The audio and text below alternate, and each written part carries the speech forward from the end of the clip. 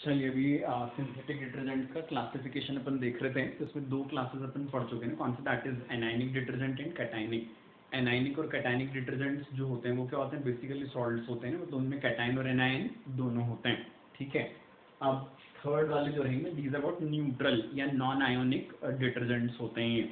ठीक है ना। तीसरे टाइप का जो डिटर्जेंट होगा ये क्या रहेगा? That is non ionic detergent या न्यूट्रल, जिसके ऊपर कोई चार्ज स्पीशीज नहीं है। ठीक है। तो हम बोलेंगे इनका जो कॉन्स्टिट्यूशन होता है, इनके स्ट्रक्चर में क्या होता है? कोई आयन नहीं होता है ना। नॉन आयोनिक डिटर्जेंट्स जो होते हैं इनके स्ट्रक्चर में क्या बोलेंगे हम? कोई आयन नहीं रहेगा। ठीक। अगली चीज जो होती है वो कौन सी? तो हम बोलेंगे इसको, जैसे इसका एग्जाम्पल हम देखें तो क्या हो जाएगा? तो हम बोलेंगे इसके लिए हमने स्टीयरिक एसिड लिया है। ठीक है। और इसके रिएक्शन करवाई किसके साथ? That is with polyethylene glycol. ठीक है। अब यहाँ आपको सिंपल ये इनके फॉर्मूले याद रखने, वो भी काफी सिंपल है। स्टीयरिक एसिड जो इसमें टोटल कितने 18 कार्बन हैं, है ना। 17 कार्बन का अल्काइल ग्रुप है और उसके आगे क्या लगा हुआ है? एक COOH। ठीक है। और इधर रिएक्शन किससे करवा रहे हैं? That is polyethylene glycol. Ethylene क्या होता है? CH2CH2। ठीक है। तो पॉलीइथाइलीन ग्लाइकॉल में इट इज OH है, it is CH2CH2O whole N, और इसके इस तरफ क्या? That is CH2CH2OH। ठीक है। तो जो पॉलीइथाइलीन ग्लाइकॉल है, अब जैसे आराम से समझ में आ जाएगी reaction. Carboxylic acid and alcohol, इनके रिएक्शन से क्या बनता है? ईस्टर बनता है। तो एज सिंपल एज दैट, ये अल्कोहल इस कार्बोक्सिलिक एसिड से रिएक्शन करेगा, वाटर निकला। इन दोनों का स्ट्रक्चर सिंपल था, इनमें से वाटर हटा के इसको जोड़ दिया। ठीक है। तो यहाँ पे क्या बन गया? इट इज ईस्टर, साथ में क्या निकल गया? इट इज वाटर निकल जाता है। ठीक है। तो हमने let is stearic acid and polyethylene glycol, इनके रिएक्शन से ये क्या बन गया? यहाँ पे लॉन्ग कार्बन चेन वाला ईस्टर बन जाता है। आता है बेटा समझ में? अब ये जो ईस्टर है ये क्या है? एक नॉन आयोनिक डिटर्जेंट है ना। This ester is what? So we say it is non ionic detergent. ठीक है।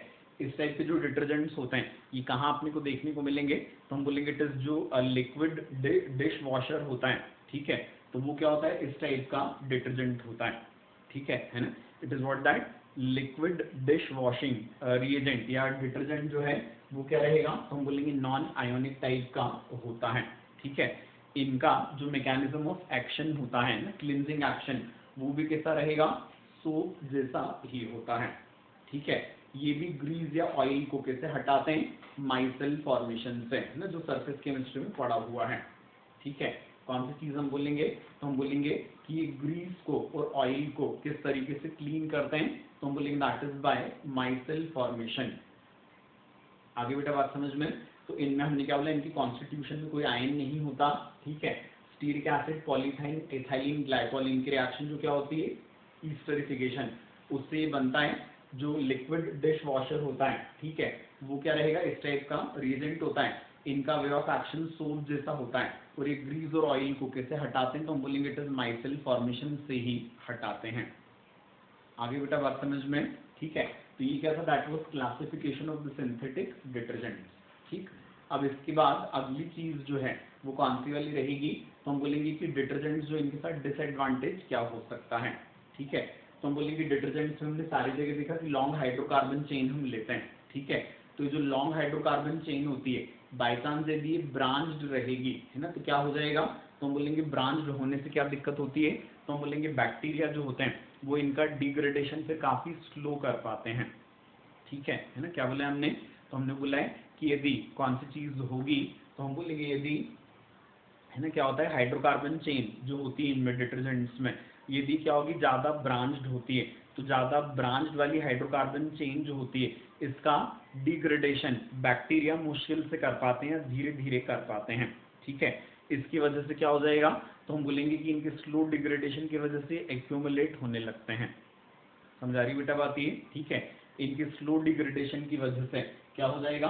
तो हम बोलेंगे ये एक्यूमुलेट होने लगते हैं। ठीक है। इसलिए जो इफ्लुएंट्स होते हैं, है ना, उनमें क्या हो जाएगा? तो हम बोलेंगे ये डिटर्जेंट्स जो होते हैं ये इफ्लुएंट्स से कहाँ, इफ्लुएंट्स के साथ कहाँ पहुंच जाते हैं? तो हम बोलेंगे इट इज वाटर सोर्सेस में, जैसे कि रिवर्स में, पॉन्ड्स में या स्ट्रीम्स में पहुंच जाते हैं। ठीक है। अब वहां पहुंचने के बाद कौन सी चीज होती है?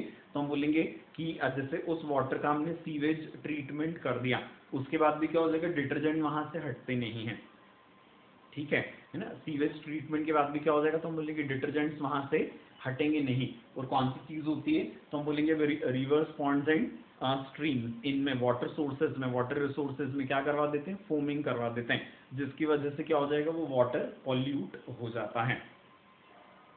आई बेटा बात समझ में ना, जिसकी वजह से क्या हो जाएगा, वाटर पॉल्यूट हो जाएगा। तो हमने बोला डिटर्जेंट के साथ जो डिसएडवांटेज होता है वो क्या होता है, तो हम बोलेंगे इनकी हाइड्रोकार्बन चेंज होती है, यदि इसमें ब्रांचिंग ज्यादा होगी, तो हम बोलेंगे ब्रांचिंग जितनी ज्यादा होगी क्या हो जाएगा, बैक्टीरिया उनका डिग्रेडेशन उतना स्लो करेंगे, कि जितना स्लो होता है उतनी ही क्या होते जाएंगे, एक्यूमुलेट होते जाते हैं। इनके एक्यूमुलेशन से क्या हो जाता है, तो हम बोलेंगे वाटर रिसोर्सेज में जाकर मिलने लगते हैं ना, इफ्लुएंट्स के साथ जाकर ये रिवर्स पॉन्ड स्ट्रीम्स में मिल जाएंगे। अब वहां पे हम जैसे सीवेज ट्रीटमेंट कर भी दें उस वाटर रिसोर्स का, उसके बाद भी क्या हो जाएगा, डिटर्जेंट वहां से हट नहीं पाते, ठीक है। और ये उन वाटर रिसोर्सेज में फोमिंग करते हैं, क्या हो जाएगा, इसकी वजह से वो वाला वाटर पॉल्यूट हो जाता है, ठीक है। तो ये डिटर्जेंट हैं तो काफी यूजफुल, क्योंकि ये किसमें उसमें सॉफ्ट वाटर हार्ड वाटर दोनों में यूज हो पा रहे थे, बट इनके साथ ये वाली समस्या आ जाती है, ठीक है। तो अब कोशिश क्या की जाती है कि डिटर्जेंट बनाते समय क्या हो जाएगा, जो हाइड्रोकार्बन चेन होगी उसको ब्रांच के बजाय जितना ज्यादा से ज्यादा हम स्ट्रेट रख सकेंगे, क्या हो जाएगा, तो हम बोलेंगे इट इज डिटर्जेंट्स का डिग्रेडेशन उतना आसान होगा, तो क्या बोलेंगे हम, पॉल्यूशन को हम कुछ हद तक कंट्रोल कर सकेंगे। आगे बेटा बात समझ में है ना। तो क्या बोला था अपने, डिटर्जेंट्स की तीन क्लासेस ने, it is anionic, cationic and non ionic. उसके बाद डिटर्जेंट्स का है ना फायदा क्या, तो हमने कोल्ड वाटर हॉट वाटर दोनों में। डिसएडवांटेज क्या, तो हमने बोला इनका एक्यूमुलेशन जो होता है that leads to what, water pollution. और वो कब होगा, तो हमने बोला यदि हम स्ट्रेट चेन की जगह ब्रांच चेन लेंगे तो बैक्टीरिया इनका डिग्रेडेशन स्लो करेंगे, जिससे एक्यूमुलेट होकर अल्टीमेटली वाटर रिसोर्सेज में मिलकर फोमिंग करवा के पोल्यूशन करवा देते हैं। क्लियर बेटा यहाँ तक का सारा अच्छे से, ठीक है। So this was all about what, soaps and detergents और द क्लींजिंग एजेंट्स, ठीक है। इसको ध्यान से आप देखेंगे तो आपसे नीट और जेईई मेंस के सारे क्वेश्चंस इसके हेल्प से बन जाएंगे आसानी से।